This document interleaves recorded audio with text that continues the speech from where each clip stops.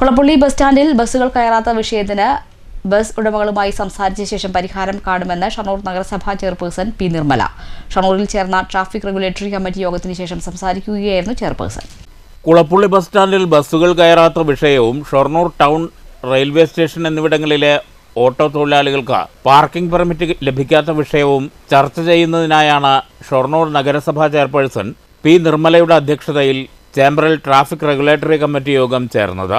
Kulappully bus സ്റ്റാൻഡിൽ ബസ്സുകൾ കയറാത്ത വിഷയം ബസ് ഉടമകളുമായി സംസാരിച്ച ശേഷം പരിഹരിക്കാൻ ശ്രമിക്കുമെന്ന് യോഗത്തിന് ശേഷം നഗരസഭാ ചെയർപേഴ്സൺ പി നിർമ്മല അറിയിച്ചു. ഓട്ടോ തൊഴിലാളികൾക്ക് പാർക്കിംഗ് പെർമിറ്റ് നൽകാത്ത വിഷയം ജനുവരി 31-നകം RTO പരിശോധിച്ച ശേഷം തീരുമാനമെടുക്കുമെന്നും ചെയർപേഴ്സൺ പറഞ്ഞു.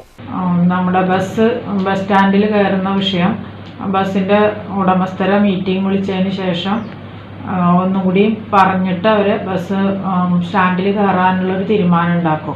അപ്പോൾ പോലീസിൻ്റെ ഭാഗത്തു നിന്ന് വേണ്ട എന്ത് സഹായമാണെങ്കിലും പോലീസ് ചെയ്തു തരാമെന്നുള്ളത് അറിയിച്ചിട്ടുണ്ട്. ഓട്ടോ തൊഴിലാളികളുടെ പെർമിറ്റിൻ്റെ കാര്യം നിലവിൽ അവിടെ ഓടുന്നവർക്ക് അവിടെ പെർമിറ്റ് അനുവദിക്കണം എന്ന് പറഞ്ഞിട്ടുണ്ട്. അത് ജനുവരി 31-ാം ഉള്ളിൽ ഇത് പരിശോധിച്ച് MPD ഭാഗത്തു നിന്നും പരിശോധനയ്ക്ക് ശേഷം വിവരം അറിയിക്കാമെന്നാണ് അറിയിച്ചിട്ടുള്ളത്. പരമാവധി അവരവിടെ തന്നെ ഓടാൻ സമ്മതിക്കണം എന്നാണ് നമ്മളിപ്പോൾ ആവശ്യപ്പെട്ടിട്ടുള്ളത്.